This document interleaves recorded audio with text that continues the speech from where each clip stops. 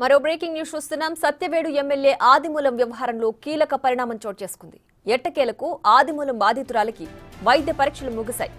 2 రోజుల పాటు జరిగిన వైద్య పరీక్షల తర్వాత ఆమె డిశ్చార్జ్ అయ్యారు. బాధితురాలికి వ్యతిరేకంగా ఆదిమూలం అనుచరుల ఆందోళనలు కొనసాగుతున్నాయి. మరోవైపు హైకోర్టును ఆశ్రయించారు సత్యవేడు ఎమ్మెల్యే ఆదిమూలం. ఈ సమయంలో వైద్య నివేదికలు కీలకం కానున్నాయి.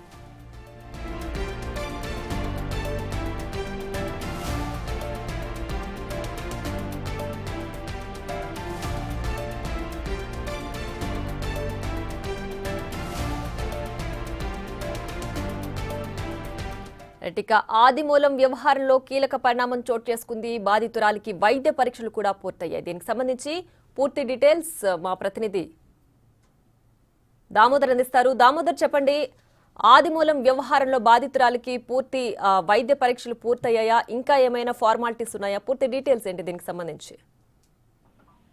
ప్రియా, ఆదిమూలము తన మీద బలవంతంగా అత్యాచారం చేశాడని చెబుతున్న వరలక్ష్మి యాదవ్ మహిళా నాయకురాలు నిన్న ఆమెకు రుయా ఆసుపత్రితో పాటు అదేవిధంగా ప్రభుత్వ మెటర్నిటీ ఆసుపత్రిలో చికిత్సలు ఇచ్చారు. ముఖ్యంగా ఏదైతే ఆదిమూలం మీద వీడియోలు విడుదల చేసిన తర్వాత వైద్య పరీక్షలకు 3 సార్లు నిరాకరించిన ఆమె ఎప్పుడైతే ఆదిమూలం హైకోర్టుకు వెళ్లి వాష్ పిటిషన్ వేశాడు, ఈ సందర్భంగా తనకు ఈ కేసుతో సంబంధం లేదు అంటూ కొట్టివేయాలంటూ ఆయన కోరిన నేపథ్యంలో వెంటనే జాగ్రత్త పడిన మహిళా నాయకురాలు వెంటనే తిరుపతిలోని రుయా ఆసుపత్రి ఏదైతే ప్రసూతి ఆసుపత్రిలో చికిత్సలు నిర్వహించుకున్నారు. సుమారు 1 రోజు ఈ చికిత్సల కోసం సమయం కేటాయించాల్సిన పరిస్థితి ఏర్పడింది. ముఖ్యంగా ఎంఆర్ఐ స్కానింగ్ తో పాటు అదేవిధంగా సిటీ స్కాన్ లాంటివి కూడా చేసినట్లు సమాచారం. అయితే ఏదైనా అత్యాచారం కానీ ఏదైనా జరిగినప్పుడు 48 గంటల నుంచి 78 గంటల లోపలే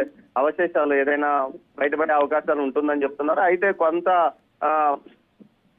కొన్ని భాగాల్లో ఉన్న అవశేషాల కోసమే ఎంఆర్ఐ స్కానింగ్ కూడా చేశామని చెప్తున్నారు. మొత్తం మీద దీనికి సంబంధించి వైద్యులు చెప్తున్నది ఏమంటే 15 రోజుల తర్వాత ఫలితాలు వచ్చే అవకాశం ఉందని చెప్తున్నారు. ఫోరెన్సిక్ ల్యాబ్ కు మొత్తం వివరాలు పంపామని చెప్తున్నారు. మరోవైపు ఆదిమూలం అయితే ఇప్పటికే హైకోర్టును ఆశ్రయించాడు. ఆదిమూలంకు అనుకూలంగా ప్రతిరోజు ఒక మండల కేంద్రంలో దళిత సంఘాల నాయకులు అతని అనుచరులు కలిసి ర్యాలీలు నిర్వహించడం, అదేవిధంగా స్థానిక పోలీస్ స్టేషన్ కు వెళ్లి ఇటు మహిళా నాయకురాలతో పాటు ఆమె వెనుక కొంతమంది ఉన్నారంటూ వారి పేర్లతో సహా కేసులు పెట్టమని ఫిర్యాదు చేస్తున్న పరిస్థితి కేబీపురం మండలంతో పాటు సత్యవేడులో జరిగింది. ఈ రోజు వరదాయపాలెం మండల కేంద్రంలో ర్యాలీ నిర్వహిస్తున్నారు. మొత్తం మీద అయితే ఇటు బీసీ సంఘాలు ఒకవైపు, అదేవిధంగా ఎస్టీ సంఘాలు ఓవైపు, ఇటు వారిద్దరి మధ్య కోల్డ్ వార్ జరిగే విధంగా నియోజకవర్గంలో పరిస్థితి ఏర్పడింది. అయితే టీడీపీ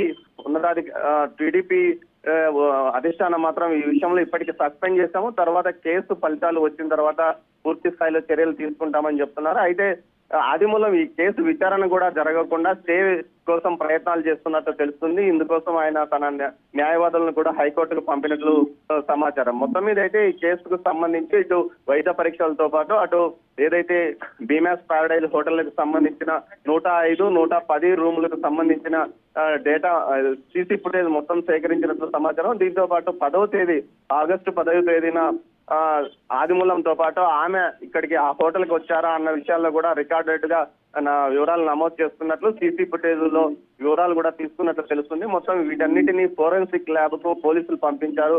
మరోవైపు ఇంటెలిజెన్స్ వర్గాలు కూడా ఈ కేసు వెనుక అంటే ఈ కేసు కుట్ర కోణంలో జరిగిందా, యాదృచ్ఛికంగా ఈ విషయం బయటకు వచ్చిందా అన్న విషయం మీద కూడా దర్యాప్తు కొనసాగిస్తున్నారు. Priya. Right Damodar, thanks for the updates.